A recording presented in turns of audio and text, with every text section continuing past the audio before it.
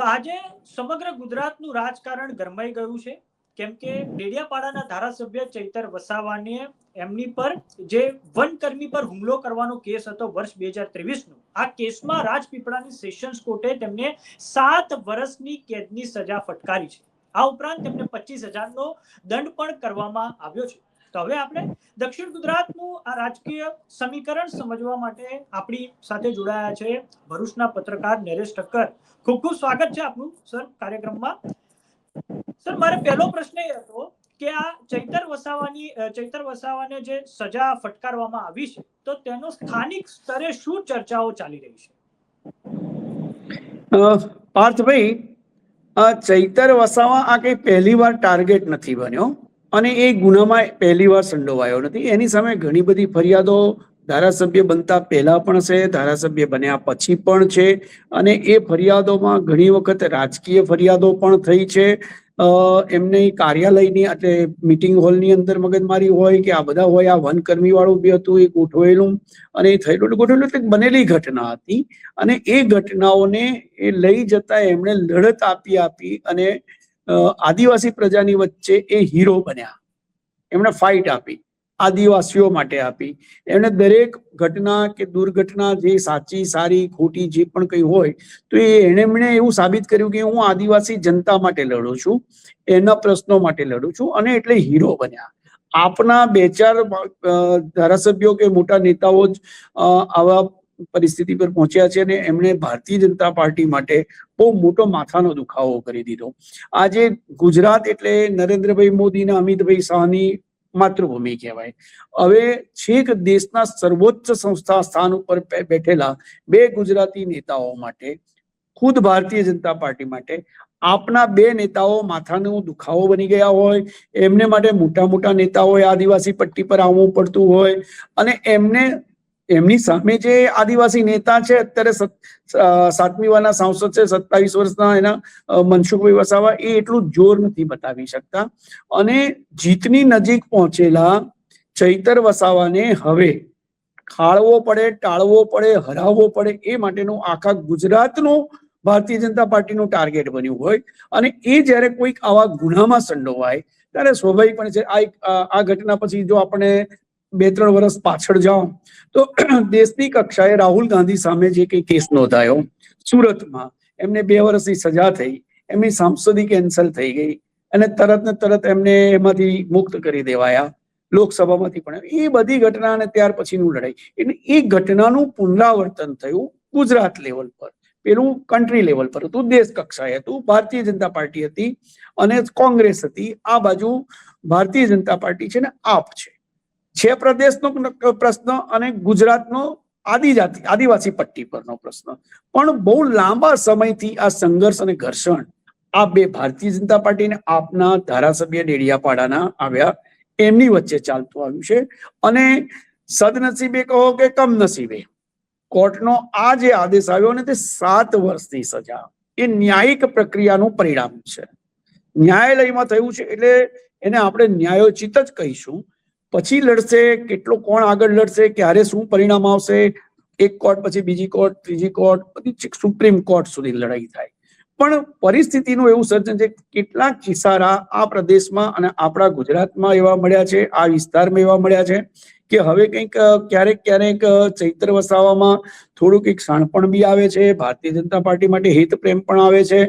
ક્યારેક એ મનસુખભાઈને પોતાના વડીલ પણ ગણી લે છે. ભારતીય જનતા પાર્ટીના 12મા વર્ષની ઉજવણી અને એના આપણે વડાપ્રધાન શ્રીના એમના શાસનના દિવસો જે પૂરા થયા વખતે બી એમણે એમના ફેવરમાં કર્યું. પણ આખા એની અંદર હવે ગુજરાતનો આવતીકાલનો મોટો પ્રશ્ન હશે, આજથી જ શરૂ થયો છે અદાલતના નિર્ણયથી. અને સોશિયલ મીડિયા અત્યારે એટલું એક્ટિવ છે એટલે એમાં આવી ગયું છે કે ભાઈ મનસુખ માત્ર ચૈતર વસાવાને નહીં પણ 9 બીજા જણ છે, એમના ધર્મપત્ની સહિત આ બધાને જ સજા થઈ છે. અને એવું થયું છે હવે આ સજાના પરિણામમાં એવું છે કે વિધાનસભ્ય તરીકે એ ગેરલાયક ઠરે, એની પ્રક્રિયા થાય. હવે એ પ્રક્રિયામાં એ આગલી કોર્ટમાં ક્યાં ચાલે છે, શું પરિણામ આવે છે, કેટલું હજુ તો ઉંદર બિલાડીની રમત થાય છે કે 1 ઘાને 2 કટકા, એ સમય સાબિત કરશે. ન્યાયની પ્રક્રિયા જેટલી ભારતીય જનતા પાર્ટી કે સત્તાધારી પક્ષ અથવા તો પોલીસ માટેની છે એટલી વિરોધ પક્ષ કે સામેના પક્ષ માટે બી છે.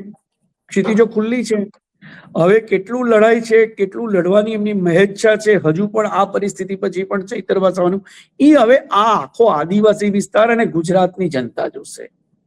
હવે લડાઈ જે ચાલી છે તે એવી છે કે ભાઈ આર પારની લડાઈ છે અને વોશિંગ મશીન જેવું છે ને પાર્થભાઈ, કે ભારતીય જનતા પાર્ટીમાં જો જોડાઈ જાય, ભારતીય જનતા પાર્ટીએ જોડવા માટે પ્રયત્નો કર્યા છે, એ પણ ખુલ્લેઆમ સનાતન સત્ય છે. મનસુખભાઈ બોલ્યા છે, ચૈતર વસાવાએ પણ કીધું છે કે હા મારો સંપર્ક કર્યો.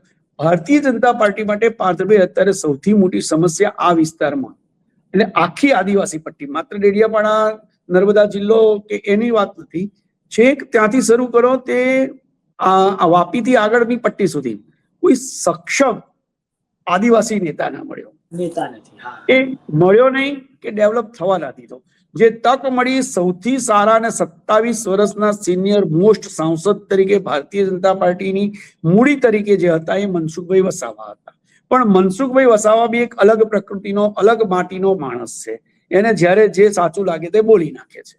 એ શિસ્ત, સંયમ અને એની મર્યાદાઓમાં નથી રહેતો. સત્યની સાથે રહેવાની પહેલી કોશિશ કરે છે.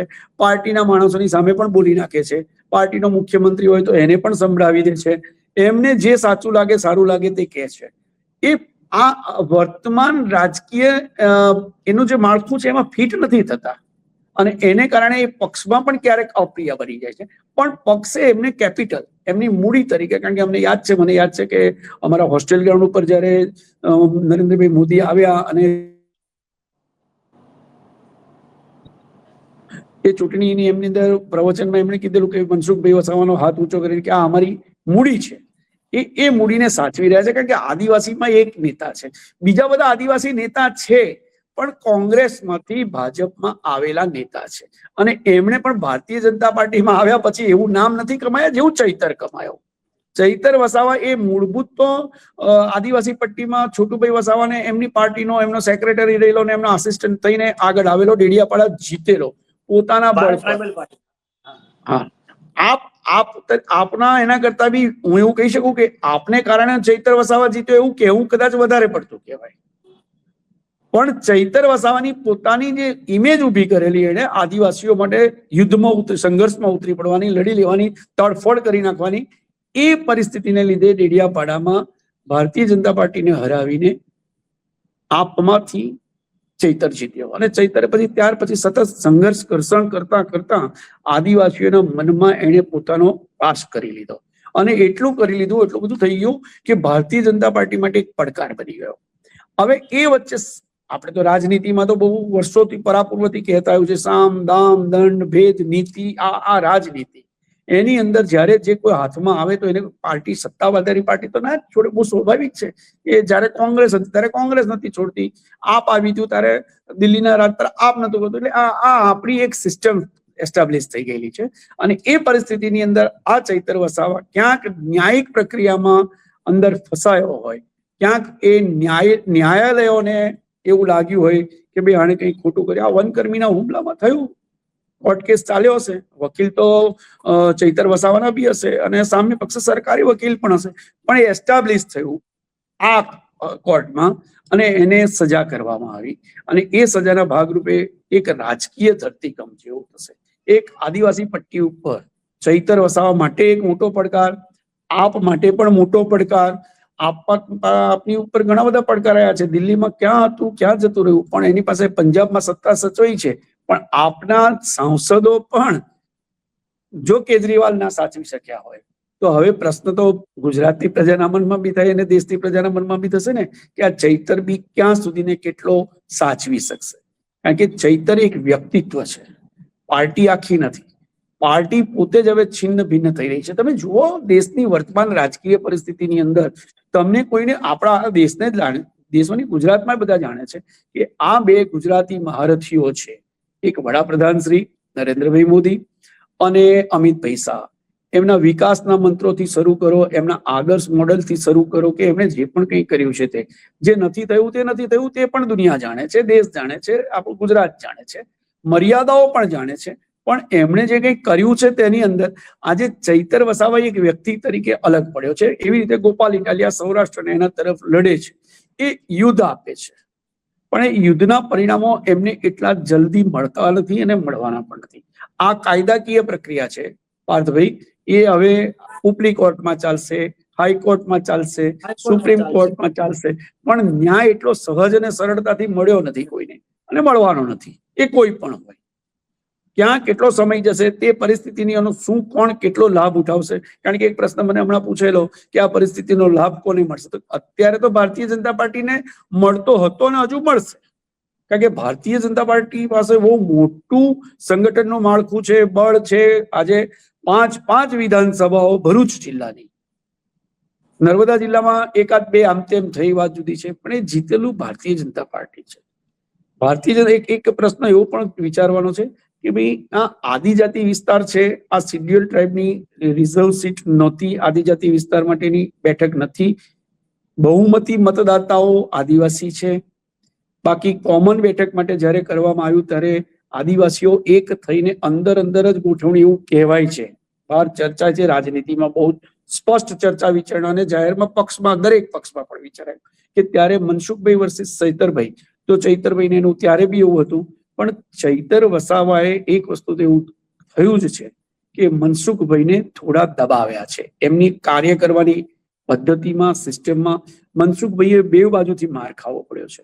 એમનું વ્યક્તિત્વ પણ એવું છે, અને બીજું એમને સંગઠનમાં જેટલું પ્રતિભાવ એમને જેટલો એ મળવું જોઈએ, સંમતિ મળવી જોઈએ, સમર્થન મળવું જોઈએ, એ પણ એમને મળતું નહોતું.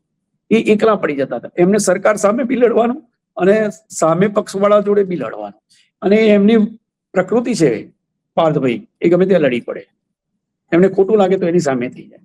આ પરિસ્થિતિની વચ્ચે જે મજબૂત આદિવાસી નેતૃત્વ પ્રજાને મળવું જોઈતું હતું, આ આદિવાસી પટ્ટીની પ્રજાને મળવું હતું, અરે એની આજુબાજુમાં બી એ પ્રભાવ છે.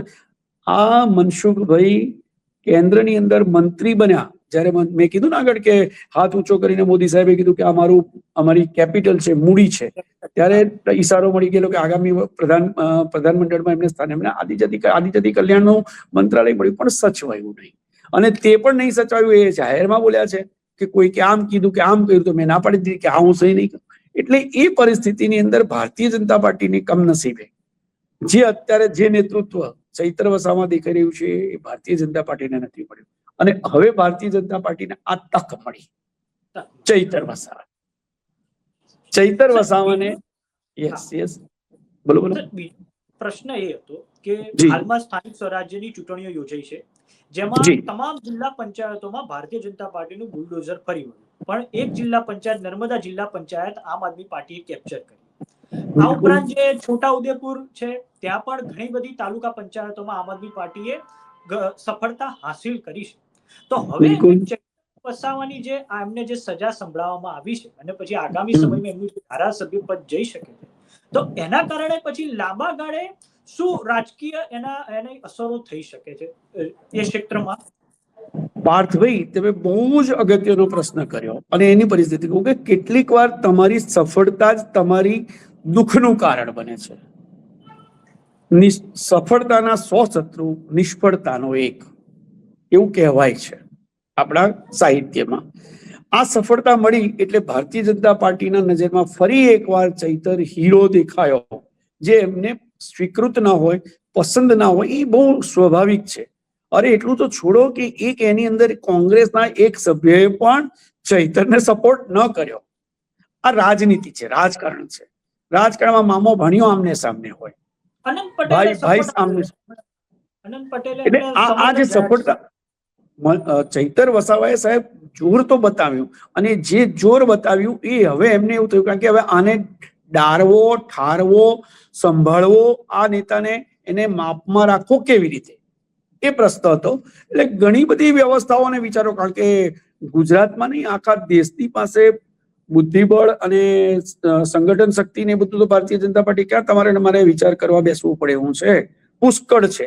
એટલે એમની બધી જ જુઓ તમે, આખું પશ્ચિમ બંગાળ મને મમતા બેનર્જી પતિ જઈ શકતા હોય, ઉદ્ધવ ઠાકરે પતિ જઈ શકતો હોય, શિવસેના ના થઈ શકતા હોય, તો આ બધાની કમ્પેરિઝનમાં ચૈતર કોણ, પણ એ ચૈતરને માપમાં રાખવો કરવો, અને ક્યાંક પાર્થભાઈ અનાયાસે કહો કે કોઈ પણ રીતે, અથવા તો જે કંઈ કહો તે રાજનીતિમાં જો અને તો આ ને તે હોય જ છે.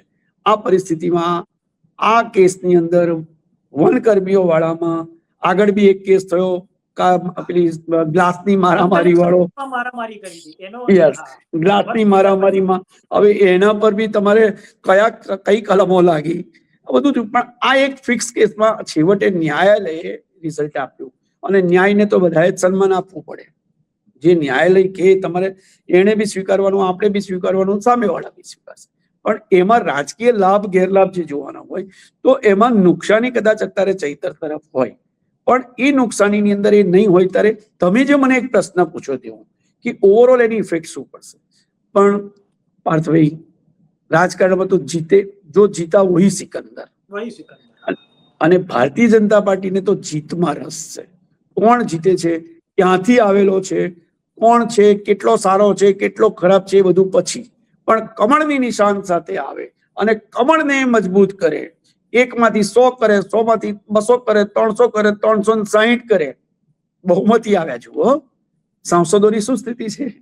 હવે આવી જે આખી રાજકારણ ચાલતું હોય ત્યારે હવે આપણે અત્યારે એક વિસ્તાર પ્રદેશની ચર્ચા કરવા બેઠા છે. આદિવાસી વિસ્તારની વાત છે અને ચૈતર વસાવા છે, પણ હવે ચૈતર પણ કેટલું લડશે ને ક્યાં સુધી લડશે, અને તે પણ એવી પરિસ્થિતિમાં કે જ્યાં આપના કેજરીવાલ હાર્યા, કેજરીવાલે જેલ ભોગવી અને બહાર નીકળ્યા અને નિર્દોષ છૂટ્યા, અને ત્યાર પછી પણ, એટલે એક રાજકારણમાં આપણે એમાં યુદ્ધનો નિયમ હોય છે કે મોરલ તોડો.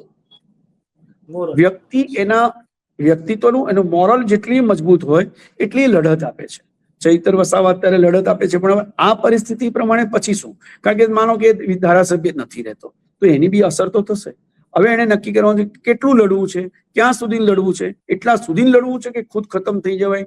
પ્રજા છે, પ્રજા એની સાથે છે, પણ પ્રજા બી એટલી બહુમતીમાં ને એમાં તો નથી, કારણ કે એકલી આદિવાસી વિસ્તાર અને આદિવાસી મતો પર વિધાનસભા જીતાય, લોકસભા ના જીતી શક્યો. બરાબર. એટલે આ પરિસ્થિતિમાં, અને બધા જુઓ પાર્થભાઈ, આખા દેશની રાજનીતિમાં જો કોણ રાઘવ ચડ્ડા, મમતા બેનર્જીની ખાસ પેલી સાંસદ હતી લોકપ્રિય, કોણ હતા, શું બોલતા હતા, મોદી સાહેબ માટે શું નથી બોલ્યા? સાહેબ આ પાછા વોશિંગ મશીનમાં જઈને સાંસદ એનડીએમાં જઈને બેસવા માટે એક તદ્દન ફાલતુ પાર્ટીમાં જઈને બેસી જવું પડ્યું. આ સમય અને સ્થિતિનો તકાજો છે. હવે સમય અને સ્થિતિના તકાજાને ચૈતર વસાવા કેટલી ટક્કર આપે છે, ઇટ્સ અ બિગ ક્વેશ્ચન. અને તે બી અત્યારે, કારણ કે લડત તો આપે જ છે, એ લડાકુ છે. મનસુખ વસાવા છે એ પોતાની આંતરિક શક્તિ સાથે ભલે ભારતીય જનતા પાર્ટીમાં રહીને બી બધી બાજુ લડે છે, એને બધાને એટલો એ નથી, સહયોગ નથી મળતો, પણ છતાંય લડે છે. પણ એ પાર્ટીની અંદર અને પ્રજાની વચ્ચે જવાનું છે. એ અત્યારે આ જે તમે કીધું ને કે આપણે સ્થાનિક સ્વરાજ્યની સંસ્થાઓમાં એ જીત્યો, એટલે હવે ભારતીય જનતા પાર્ટી સ્વાભાવિક છે યાર, એ બી એક પાર્ટી છે. તમને ગમે કે મને ના ગમે એ નથી પ્રશ્ન, પણ એ વિચારે ને કે હવે પછીનું શું? કારણ કે હવે પછી વિધાનસભા આવે છે, વિધાનસભાઓ પછી તરત લોકસભા 2 વર્ષમાં આવશે, 29માં આવશે, 27માં આવશે. જી એક ત્રીજો ક્વેશ્ચન એ હતો કે હવેથી એમને સજા જાહેર થઈ ગઈ છે ચૈતર વસાવાને, તો હવે કેટલી સંભાવના છે કે ચૈતર વસાવા હવે સત્તાધારી પક્ષ ભારતીય જનતા પાર્ટીમાં જતા રહે, કે પછી કમલમ જઈને તેઓ ખેસ પહેરી લે, કેટલી સંભાવના છે? ભાઈ રાજકારણ છે ને સંભાવનાઓનું ગણિત છે, પ્રોબેબિલિટીનું એ છે, મેથ્સ છે, અને એ પ્રોબેબિલિટીનું સર્જન પરિસ્થિતિઓને પ્રમાણે થતું હોય છે. પાર્થભૈયા ક્યાં કેટલું લડી શકાય, જ્યારે માણસનામાં વધારે પડતું શાણપણ આવી જાય, અથવા તો સમયસર શાણપણ આવી જાય, અથવા તો માણસ ઝૂકી જાય, ત્યારે એ પછી સ્થિતિ અને દિશા બદલી નાખે છે. આ લડાકુ છે એ વાત પાક્કી છે, પણ કેટલું લડશે, ક્યાં સુધી લડશે, એક સમય બેસીને. અને બીજું, આદિવાસી સમાજ બી તો હશે, કોઈક તો એને કહેનારો કે અત્યારે તમે જે કર્યો ને ઈશારો, એ બહુ સ્પષ્ટ છે કે ચૈતર વસાવાના માનનીય વડાપ્રધાન શ્રી માટેની જે એમના પૂર્ણ થયા કાર્યકાળ એનો, મહત્તમ વડાપ્રધાન પદે રહ્યા, તે પછી એમને જરા એમના વખાણ બી કર્યા કે કામ કરે છે, સારું કરે છે, એટલે કંઈક નિશાની પેલી સંભાવનાનું ગણિત વધ્યું છે. કોશિશ તો થઈ જ છે ભાઈ, આખો દેશ જાણે છે, આખું ગુજરાત જાણે છે, આખી આદિવાસી પટ્ટી જાણે છે કે ચૈતર વસાવાને કારણ કે ભારતીય જનતા પાર્ટીને એમાં કંઈક તથ્ય દેખાયું છે, કઈ શક્તિ દેખાઈ છે, એમને લાગ્યું છે કે આવો માણસ હીરો આપણી પાસે હોય તો પાર્ટીને બી બહુ લાભ થાય, પાર્ટીની એક સંખ્યા વધે, પાર્ટીના વિસ્તારના મતો વધે, મેજોરિટી વધે, બહુ ઊંચા માર્જિનથી જીતાય. એકવાર મનસુખભાઈ બી જીતેલા છે, એવી રીતે થાય. એટલે એમને કોશિશ કરી છે, પણ આ ભાઈ નથી ચૂક્યો. પણ હવે જયારે આપનું અસ્તિત્વ ક્યાં છે ને કેવું છે એ ચૈતર વિચારી શકે છે. એ બી તો વ્યક્તિ છે, એ બી માણસ છે. માણસ હોવાની શક્તિ પણ હોય તો એની કમજોરી પણ હોય. અને આ તમે એક પર્સન્ટેજમાં પૂછ્યું કે પહેલા એવું હતું કે 50-50 હતું. હવે જે છેલ્લા એમના ઈશારા મળ્યા કે નિશાનીઓ મળી કે એમને જે થોડુંક ડાપણ કે સાણપણ દેખાયું ત્યાર પછી એ 70-30 ના રેશિયોથી 80-20 પર પણ જતી રહે. કારણ કે યુપીમાં તો 80-20 વાળી લડાઈ હતી. હવે અત્યારે એ પરિસ્થિતિમાં કોણ કેટલું દબાય છે. પણ હું એવું માનું છું કે જેને એટલો જલ્દીથી મૂળભૂત એની પ્રકૃતિ એ છોડશે નહીં. હા, પરિસ્થિતિનું સર્જન થાય. જે બીજા આપના વ્યક્તિઓએ કીધું કે ભાઈ આવું થયું, અમે તો ખેડૂતો માટે બદલાઈ ગયા, આમ થઈ ગયું, પેલું થઈ ગયું, એવું થઈને પછી જો આને બદલાવવું હોય કે ભારતીય જનતા પાર્ટીમાં જવું હોય, કારણ કે એની પાસે વિકલ્પ બહુ ઓછા છે, એવો કોઈ વિકલ્પ નથી. એ એક જ માત્ર અત્યારે દેશભરમાં વિકલ્પ એવો છે કે પક્ષ બદલો, વોશિંગ મશીનમાં ધોઈ જાઓ, પવિત્ર થઈ જાઓ, ગુનાઓ નાબૂદ થઈ જાય, તમને સીધો રસ્તો મળી જાય સત્તા પર જઈને સેવા કરવાનો. અને જો સેવા જ કરવી હોય અને વ્યક્તિ એવું વિચારધારા પર વળી જાય કે ભાઈ મારો લાઈફનો ગોલ, અલ્ટિમેટ ગોલ તો એવો છે કે I want to serve my community, આદિવાસીનો વિકાસ કરવો છે, એ કામ મનસુખલાલને મળ્યું કેન્દ્ર સરકારમાં. અને એવું બધું કહેવાય છે કે આ શરતો મૂકીને પેલી શરતો મૂકી, પણ પરિસ્થિતિ પ્રમાણે શરતોનું સમર્થન. તમે વિચાર કરો કે કોંગ્રેસના કયા નેતા ક્યારે કોંગ્રેસ છોડતે? જેમનું ગળથૂથીથી જેમને એમાં પંજો હતો એ લોકો બી ગયા ને મંત્રી બન્યા છે. એ કદી નવી વાત તો છે જ નહીં. અને હવે જનતાને પ્રજા બી તો ભાઈ સાહેબ સ્વીકારી લે છે. આદિવાસી, મને એક પ્રશ્ન હમણાં પૂછવામાં આવ્યો હતો કે પ્રજા કેટલી સ્વીકારશે? ભાઈ પ્રજાને જો એમને જોઈતું મળી જતું હોય, એ વિરોધ પક્ષમાં રહીને આપો કે સત્તાધારી પક્ષમાં, તો એમને સ્વીકારી લેતા હોય છે ને એક દીર્ઘકાલીન એની રાજકીય ઘડાતી હોય છે.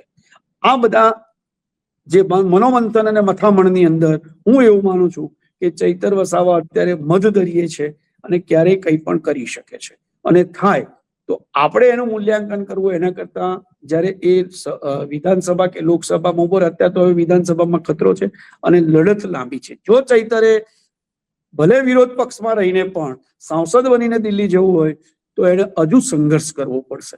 પણ હવે સંઘર્ષની શક્તિ કેટલી બચી છે એ તમે જોજો, 15 મહિનામાં ખબર પડશે. હવે એના નજીકમાં એને કાયદાકીય પ્રક્રિયા તો કરશે ને કરશે જ, કે એવો હાલ માનીને બેસી લેવો નથી. અને એવું માનીને બેસી જાય તો એને મતો આદિવાસી જનતા પણ એટલી સહજતા અને સરળતાથી ના સ્વીકારે. એને વિરોધ, એને મેળવેલા વિજયને કેવી રીતે મૂલવવું છે અને કેવી રીતે એન્કેસ કરવું છે, રોકડું કરવું છે, એ હવે બહુ જલ્દી નક્કી થશે.